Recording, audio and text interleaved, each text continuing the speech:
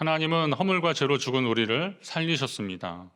죽을 수밖에 없는 인생 이런 정도가 아니라 하나님 앞에 죄를 짓고 주님과 단절된 사람은 죽은 인생이거든요. 살아있지만 영적으로 죽은 사람인데 그 죽은 사람을 예수 그리스도로 말미암아 살려주셨다는 겁니다.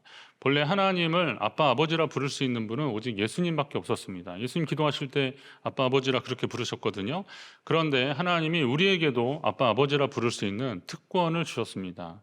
그 다 표현할 수 없는 그 마음 하나님 앞에 감사해야 됩니다. 그 하나님께 우리가 할 수 있는 감사의 표현이 무엇이겠습니까? 바로 예배입니다. 예배를 가리켜 헬라어로 프로스크네어라고 그러는데, 이 프로스크네어라는 원래 이 단어는 뭐뭐에 뭐뭇을 향하여 입을 맞추다 이런 의미가 있습니다. 그런데 이게 종교적 용어로 사용할 때는 신이 허락한 땅에 입을 맞추다 이런 말입니다. 그래서 신의 땅에 입을 맞추려면 어떻게 해야 돼요? 몸을 굽혀야 하지 않습니까? 입을 맞추기 위해서 엎드린다는 의미가 있는 겁니다. 그래서 신약에서는 예배한다라고 할 때 계속 이 프로스크네오라는 단어를 사용했습니다. 오늘날 예배, 경배할 때 이 배자가 절하다, 엎드리다 이런 의미가 있지 않습니까? 그래서 이 배자를 쓰고 있는 것도 그런 이유인 것입니다. 예배를 의미하는 단어로 많이 알려진 이제 그 레이투르기아라는 그 헬라어 단어가 있는데, 이것도 이제 잘 생각해 보시면 이게 빌립보서 2장에 보면 너희 믿음과 제물과 섬김을 위해, 그래서 섬김에서 이 레이투르기아 그 단어가 사용되고 있습니다. 이것은 주님께 봉사하다, 섬기다 이런 의미입니다. 예배를 가리키는 영어 단어 중에서 서비스라는 단어도 있는데, 이게 바로 주님께 봉사하다, 주님을 섬기다라는 그래서 레이투르기아에서 유래한 것입니다. 그러면 이제 여러분의 예배는 어떤 것인지를 한번 살피셔야 됩니다. 나의 예배는 주님께 엎드리고 있는가, 주님께 섬기고 있는가라는 것입니다. 미국의 대표적인 복음주의 신학자 그리고 목회자였던 A.W. 토저라는 목사님이 그런 말씀하셨습니다. 하나님은 일하는 사람보다 예배하는 사람을 먼저 찾으신다. 마르다 마리아 얘기 설교 들으시면서 이런 말씀 많이 들으셨죠? 하나님은 일하는 사람보다 예배하는 사람을 먼저 찾으신다. 현대인은 예배를 잊어버리고 살지만 하나님은 예배하는 법을 모르는 일꾼을 기뻐하지 않으신다라는 겁니다. 어떤 분들은 예배를 드리면서 마음의 평안을 얻는다고 합니다. 목사님, 저는 예배에 마음의 평안을 얻기 위해서 예배를 드린다라고 합니다. 맞습니다.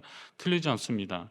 전능하신 하나님 품에 안겼고 회개와 제사함의 은총으로 영혼의 평강을 얻는 것은, 평안을 얻는 것은 당연합니다. 그러나 평안이 예배의 궁극적인 목적은 아니라는 것을 기억하셔야 됩니다. 평안은 예배자에게 주시는 주님의 은혜입니다. 예배의 유일한 목적은 주님이 높임을 받으시는 것입니다. 주님이 가장 높임을 받는 것, 이것이 예배입니다. 우리는 최선을 다한 예배자로 주님 앞에 서야 하는 것입니다. 오늘 말씀을 통해서 예배의 요소 중에 핵심인 찬양과 기도와 말씀, 이거 계속 말씀드릴 거거든요. 순서대로 말씀드릴 것입니다. 찬양과 기도와 말씀, 우리의 예배의 요소 중에서 이걸 한번 점검하시면서 여러분을 예배자로 부르신 하나님 앞에 믿음으로 나아가시기를 간절히 바랍니다. 우선 전심으로 찬양하십시오. 전심으로 찬양하십시오. 오늘 시험성가대가 제가 이 설교할 줄 알고 정말 전심으로 찬양해 주셔서 감사합니다. 시편은 하나님을 찬송하는 노래들입니다. 특히 다윗은 시편이 150편으로 되어 있는데 73편이나 다윗이 찬송시를 지었습니다. 그는 이스라엘 왕이었지만 평생 하나님을 찬양하는 사람으로 살기를 원했고, 그리고 이런 성가대나 이런 예배의 요소 중에서 이 성가대를 조직해서 하나님 앞에 나아가는, 찬양하면서 나아가는 일들을 시작했던 사람입니다. 그는 이스라엘 왕이었습니다. 평생 하나님을 찬양하고 살았습니다. 시편 145편에 보면 왕이신 나의 하나님이여 내가 주를 높이고 영원히 주의 이름을 송축하리이다. 높이고 송축하는 것은 백성들이 왕에게 하는 일들인데, 왕이 하나님께 그렇게 하겠다는 거예요. 내가 날마다 주를 송축하며 영원히 주의 이름을 송축하리이다. 여호와는 위대하시니 크게 찬양할 것이라 그의 위대하심을 측량하지 못하리로다. 대대로 주께서 행하시는 일을 크게 찬양하며 주의 능한 일을 선포하리로다. 다윗이 이렇게 찬양하며 하나님 앞에 나아갔습니다. 찬양은 예배자인 우리가 주님을 높여드리는 일입니다. 다윗도 말씀드린 대로 자기가 왕이었지만 하나님을 향해 왕이신 나의 하나님이라고 그렇게 고백했습니다. 결혼식에 갈 때 기쁘고 좋은 날이라 축하하라고 하지만 신랑 신부보다 더 화려하게 잘 차려입고 가려는 사람은 없습니다. 본의 아니게 오늘 옷이 좋은데 막 이런 칭찬은 들을 수 있어도 내가 신부보다 더 예쁘게 하고 가야지, 이렇게 하면 그런 사람 뭐라 그래요? 민폐라고 그럽니다. 민폐. 그렇잖아요. 그래서 웬만하면 결혼식장에 하얀 옷은 좀 피해서 입고 가고 그러기도 하잖아요. 그럼 뭐냐면 신부가 돋보여야 되니까, 신랑이 좀 제일 멋져 보여야 되니까 그렇게 되는 거잖아요. 마찬가지입니다. 예배의 찬양도 마찬가지입니다. 하나님께 예배드리러 나와서까지 자기가 높아지려는 사람은 없을 것입니다. 찬양을 통해 하나님이 높임을 받아야 됩니다. 하나님을 높여드리는 예배자가 되어야 됩니다. 노래를 잘하고 못하고의 문제가 아닙니다. 주님은 우리가 전심으로 찬양하고 있는지를 보실 것입니다. 노래 좀 못하면 어떻습니까? 박자 좀 놓치면 어떻습니까? 그러나 그럴 수 있어요. 목 컨디션이 안 좋을 수 있고 또 음감이 좀 잘 안 좋아서 그렇게 따라하지 못할 수도 있어요. 그러나 전심으로 찬양하는 것과 건성으로 찬양하는 것은 분명 차이가 있습니다. 주님은 우리가 전심으로 찬양하는지를 보시는 겁니다. 다윗이 그랬거든요. 내가 전심으로 주를 찬송하고 영원토록 주의 이름에 영광을 돌린다. 평생토록 전심으로 하나님 찬양하기를 원했습니다. 여러분, 찬송할 때 놀라운 일이 생김을 믿으시기 바랍니다. 우리의 찬송 중에 여호와 하나님이 임하시기 때문에 그렇습니다. 찬송하는 그곳에 하나님이 임하시는 거예요. 하나님은 우주 만물을 창조하신 분이시라 어디에 계시지 않은 곳이 없지만, 그러나 특별히 하나님을 찬양하는 그 자리에 하나님이 임재하시는 겁니다. 다윗이 찬송할 때 사울을 괴롭혔던 악령이 떠나갔다 그랬습니다. 이사야서 61장에 보니까 죄 대신 화관을, 슬픔 대신에 찬송의 옷을 입혀주시는 분이 하나님이십니다. 죄 대신 화관이라는 게, 사람들이 죄를 지어서 회개할 때는요, 죄를 머리에 이렇게 훅 뿌리면서 하나님 앞에 회개하면서 기도하거든요. 그런데 이 죄가 머리에 이렇게 내려앉을 거 아닙니까? 회개하는 자의 자세거든요. 그런데 그 죄 대신에 하나님이 우리에게 화관을 허락해 주신다는 거예요. 상상만 해도 기쁘고 감사하지 않겠습니까? 슬픔이 있었는데 찬송의 옷을 입혀주셔서 하나님은 우리로 하여금 웃게 하신다라는 겁니다. 찬송하는 자들에게 주시는 하나님의 약속입니다. 바울과 실라가 찬송할 때 감옥문이 열렸습니다. 이와 같이 찬송은 하나님의 은혜로 구원받은 백성의 책무입니다. 의무입니다. 당연히 해야 되는 일들입니다. 예수로 말미암아 항상 찬송의 제사를 하나님께 드리자 그랬습니다. 저는 이 항상, 늘, 언제나 이런 표현들 나올 때 그냥 스쳐 지나가서 읽기 쉬운데 이거 한번 잘 보려고 하는 겁니다.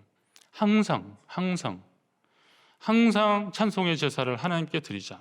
이는 그 이름을 증언하는 입술의 열매니라. 우리가 마땅히 해야 되는 일들이라는 것입니다.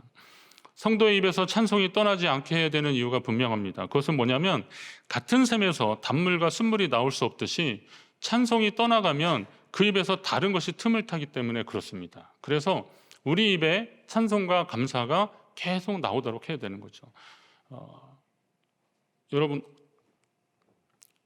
우리가 기뻐하고 우리가 감사하고 그런 마음들을 하나님 앞에 계속 갖는데, 여러분의 입술에, 여러분의 노래에 그 하나님 찬송하는 그 이상의 것들, 그러니까 그 밖의 것들로 채우려고 하지 마시라는 겁니다.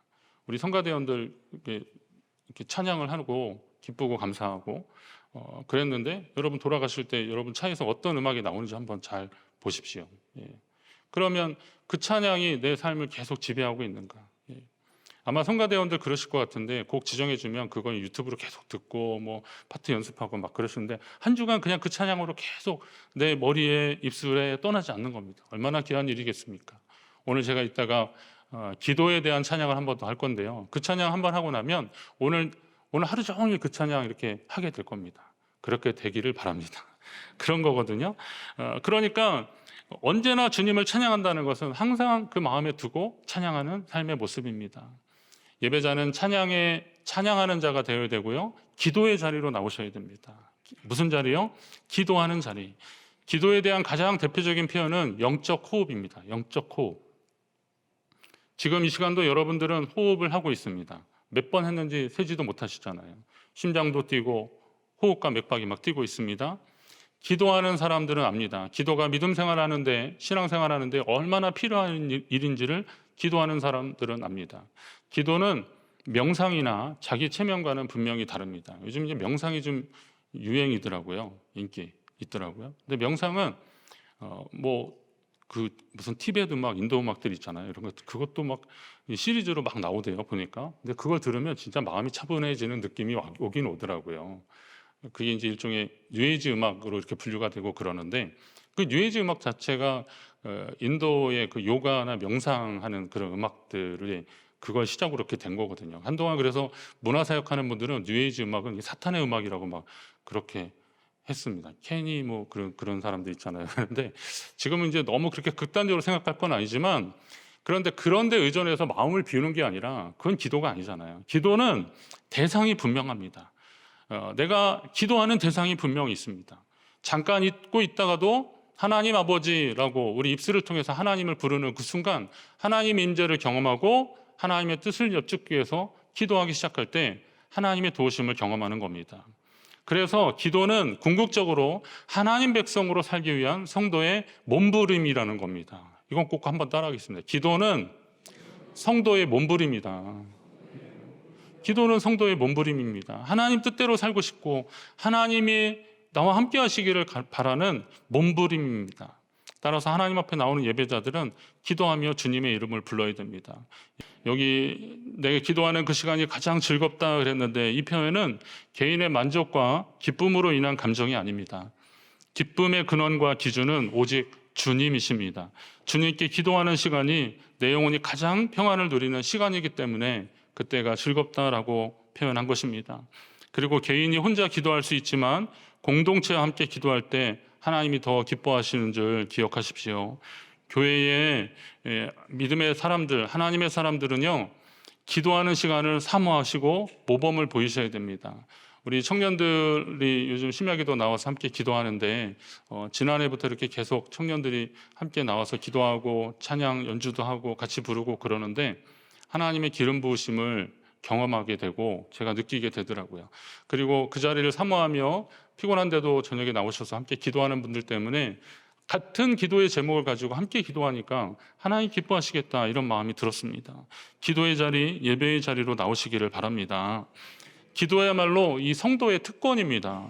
아까 하나님은 아빠 아버지라 부를 수 있는 그런 특권을 우리에게 주신 것 아닙니까? 얼마 전에 제가 핸드폰을 이렇게 보다가 보니까 그 별다방 쿠폰이 그날이 마지막이더라고요. 그래서 제가 빨리 가자고 가서 이제 9시쯤 됐는데 가서 보니까 그 직원이 청소하고 있다가 이렇게 저한테 주더라고요. 그래서 제가 그거를 저녁이라서 원래는 투샷을 주는데 제가 원샷만 달래서, 그래서 마시는데 아내가 그러더라고요. 여보, 그 음료권은 제조 음료 중에서 제일 비싼 거 먹어도 되는데 왜 그거 먹고 있냐고 막 그러더라고요. 제가 아이고 그렇구나 하는 생각이 들었어요. 근데 제가 말씀을 준비하다 그 생각이 났어요.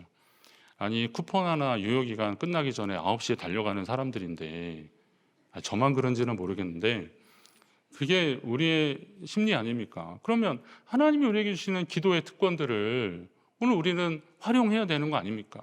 하나님은 아빠 아버지라 누구에게 그런 권세를 주셨겠어요? 구원받은 주의 자녀들에게 주시는 거잖아요. 여러분, 이거 별거 아닌 것 같은데요, 하나님을 아바 아버지라 부를 수 있는 거 아무나 못합니다. 제가 학생 청년들 인도하면서, 그리고 성도들 인도하면서 하나님을 아바 아버지라 부르라고 하면 어떤 분들은 그거 잘 못하시는 분들이 있어요. 아버지, 하나님 아버지라고 한번 기도 따라하세요. 하나님 아버지 그러면요, 그냥 하나님까지는 어떻게 하는데 아버지 잘 안 돼요. 하나님이 어떻게 아버지냐는 거예요. 믿어지지가 않는 거고 감동이 안 되는 거예요. 그런데 내가 죄사함을 받고 하나님을 아바 아버지라 부를 수 있는 하나님이 우리에게 특권을 주셨다, 그렇게 했을 때 비로소 믿음으로 고백할 수 있는데, 이 특권이 얼마나 귀한지 아십시오. 예레미야 선지자에게 예레미야 7장의 초반에 보면 하나님이 그런 말씀하셔요. 의외의 말씀입니다. 뜻밖의 말씀입니다. 그런즉 너는 이 백성을 위하여 기도하지 말라고 하십니다. 그들을 위하여 부르짖어 구하지 말라. 내게 간구하지 말라. 내가 내게서 듣지 아니하리라. 그들 위해서 혹시 기도해도 나는 듣지 않겠다. 그러니까 아예 기도도 하지 말라라고 그렇게 하십니다. 예레미야 선지자한테. 왜 그렇습니까? 이스라엘 백성들이 죄를 짓고 하나님께서 멀리 떨어지니까 하나님을 찾지도 않고 다른 이방신 섬기고 그러니까 차라리 기도하지 말아라. 이게 지금 이게 반어적인 표현이죠. 하나님의 마음이 오죽했으면 이렇게 하셨겠습니까? 분명한 사실은 주님께 기도하는 것도 특권이고요, 아무나 주님께 기도할 수 없다는 거예요. 우리의 기도가 주님께서 받으시기 합당한 것이 되도록 우리의 심령을 살펴야 되는 겁니다. 성령 의지하며 회개하고 돌이키고 주님의 뜻을 따르며 기도할 때 하나님이 역사하실 것인데요, 예레미야 33장, 그 안에 이제 많은 일들이 있었겠죠. 33장에는 뭐라 그래요? 너는 내게 부르짖으라. 내가 내게 응답하겠고 내가 알지 못하는 크고 은밀한 일을 내게 보이리라. 이게 하나님이 약속하시는 거예요. 같은 예레미야에게 하나님이 너는 기도하지 말아라. 내가 안 듣겠다라고 하셨는데 그 백성이 하나님 앞에 돌아서기를 바라는 마음, 그리고 하나님께 가까이 갈 때 부르짖으면 응답하겠고 크고 은밀한 일을 내게 보이리라 라고 말씀하시는 하나님이십니다. 여러분이 기도할 때 주님이 들으시고 응답하심에 감사하시기 바랍니다. 더 기도하십시오. 더 기도하십시오. 더 기도로 믿음으로 하나님 앞에 나아가십시오. 기도했으니 당연히 주님이 알아서 하시겠지 하지 말고 응답받을 때까지 끈질기게 기도하십시오.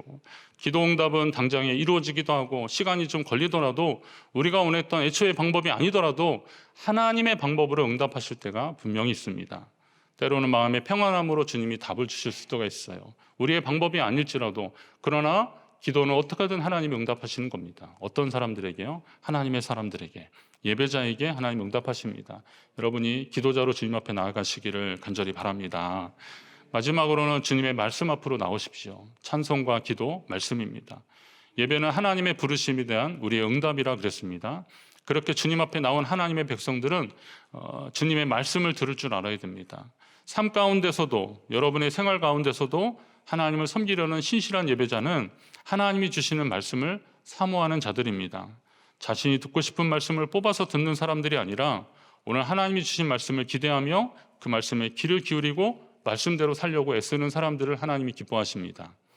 요즘이야 뭐 성경도 많고 종류도 많고 또 성경을 묵상할 수 있는 자료들이 많이 있기 때문에 개인적으로도 성경을 읽을 수 있습니다. 충분히 그럴 수 있습니다. 그런데 오늘 이렇게 예배에 나와서 하나님의 말씀을 사모하며 그렇게 하나님 앞에 나오는 이유들이 있습니다. 왜냐하면 이곳에 하나님이 감동하셔서 주시는 말씀이 선포되고 있기 때문에 그렇습니다. 공동체를 향한 하나님의 말씀이 선포되고 있기 때문에 그렇습니다. 오늘 읽은 본문은 십계명을 받은 후 모세가 백성 앞에 섰을 때입니다. 하나님이 이 말씀을 계명을 주시고 이것을 백성에게 가서 전하라고 하셨습니다. 그런데 그 백성 앞에 섰을 때 백성이 보인 반응입니다. 백성들이 자신 앞에서 모세에게 그런 요청을 합니다. 당신이 우리에게 말씀해 달라고. 그럼 우리가 듣겠습니다. 하나님이 우리에게 말씀하시지 말게 해달라고. 거룩하신 하나님이 죄 많은 우리에게 직접 말씀하시게 되면 우리가 죽을지도 모르니 당신이 하나님의 말씀을 듣고 와서 전해달라고 하는 겁니다. 지난번에 제가 이 부분에 대해서는 모세가 올라가는 것은 하나님이 이스라엘 공동체에게 또 다 말씀하시지만 모세의 영적 권위를 세워서 그 말씀을 들으라라는 차원에서 주셨다 이렇게 말씀을 했는데요. 이제 하나님의 말씀을 두렵고 떨림으로 받는 백성의 모습이 오늘 하나님의 말씀을 대하는 우리의 모습과 좀 너무 대조적인 것이 아닐까 그런 생각이 듭니다. 제가 목회하면서 올해 내게 주신 말씀 이런 거 있었잖아요. 그래서 제가 이런 것도 몇 번 시도해 봤는데 이게 별로 그렇게 원래 원하던 방향으로 가지 않는 것을 제가 느꼈습니다. 어떤 분은 이렇게 말씀을 뽑았는데 이거 내가 제일 좋아하는 말씀이라고 막 되게 좋아하는데 어떤 분은 나는 왜 이런 거 나왔는지 몰라 막 이렇게 하시더라고요. 그러니까 말씀이 좀 뽑기가 돼버리더라고요. 무슨 운수 뽑기 하는 것처럼 그렇게 돼버리더라고요. 물론 대부분의 분들은 뭐 사모하는 말씀으로 듣긴 하지만 이 말씀이 내가 선호하고 좋아하는 말씀을 따라서 살아간다면 그러면 뭐 신명기 말씀에서도 뭐 그냥 신명기 28장 뭐 이런 정도로 이렇게 좋은 말씀만 나가도 복을 받고 들어가도 복을 받는 누르고 흔들어 넘치는 후이되어 넘치는 그런 복이 되는 말씀만을 읽으려고 하지 않겠습니까?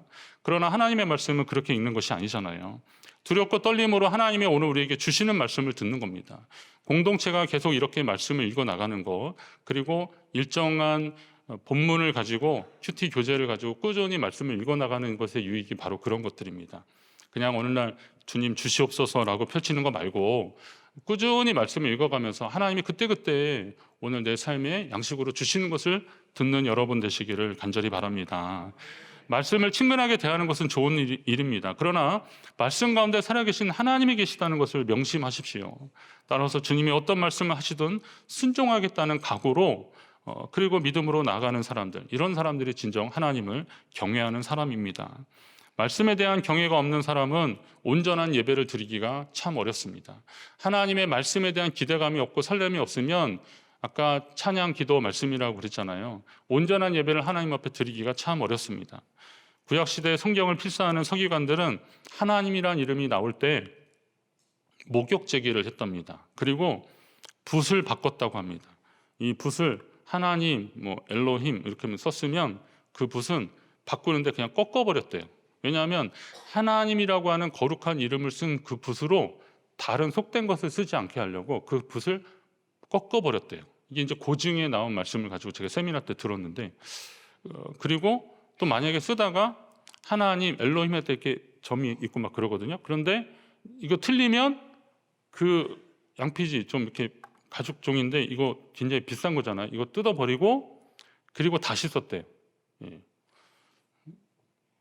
그 생각을 해보니까 창세기 1장에 하나님이란 말씀이 32번 나옵니다.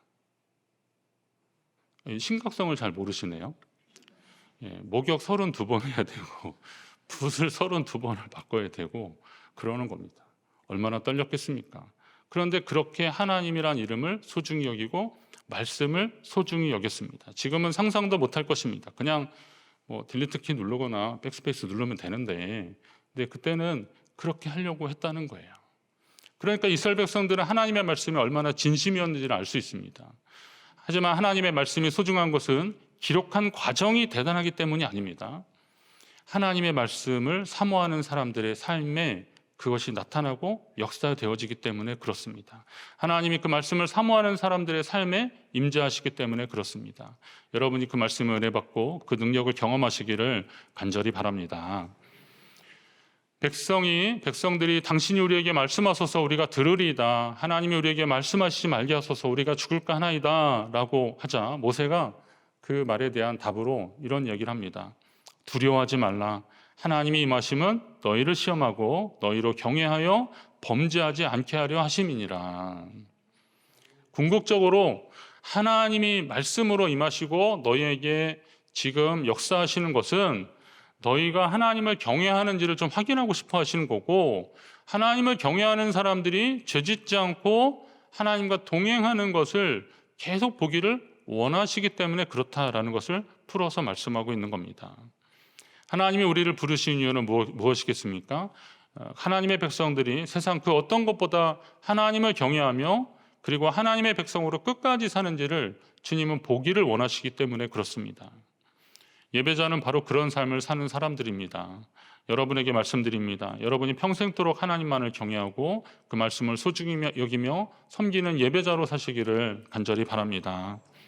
부족한 저도 담임 목사로서 교회 공동체를 향한 주님의 말씀을 듣기 위해서 오늘 모세가 보니까 하나님이 계신 흑암으로 가까이 나아갔다 그랬습니다.